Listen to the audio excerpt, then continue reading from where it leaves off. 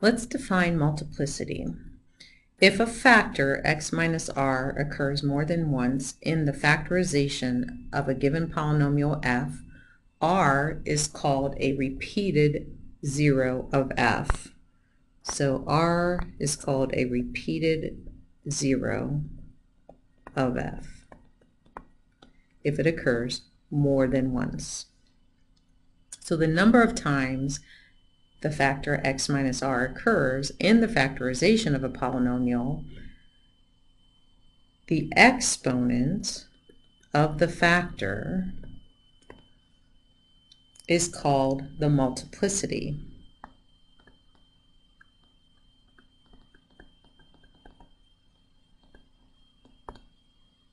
Of the zero r. So if a zero r has even multiplicity, 2, 4, 6, 8, it's even, right? The graph of the function touches the x-axis at that value of r. If a zero has odd multiplicity, the graph of the function crosses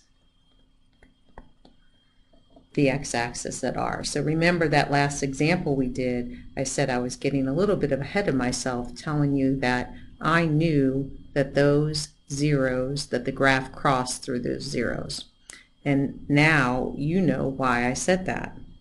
So let's look at this function here. F of x is 1/100th the quantity x plus 2 squared times the quantity x minus 3 squared times x plus 4 times x minus 1. So let's go from left to right. Let's look at the 0, -4 right here. See, it crosses, the graph crosses the x-axis. Well, what is the power of that factor? It's 1. That's an odd number. So at -4, we have multiplicity 1. The x-intercept is -4, 0. And it crosses because I have an odd power of that factor. Our next zero is -2. Looking at the equation of the polynomial, -2 has a power of 2, so its multiplicity is 2, which means that it touches, looking at the graph, as we come from the left to -2, we touch the x-axis and we kind of bounce right back off of it. But that is a 0, and the x-intercept is -2, 0. Our next 0 is at +1. Looking at the equation, x minus 1 is to the first degree. Of course, we don't write that power of 1 because it's not usual to do so, but it's there. So its multiplicity is 1, which means that it crosses because that's an odd number. And we could write the x-intercept as the coordinate pair 1, 0. And finally, the last 0 we have is at 3, 0.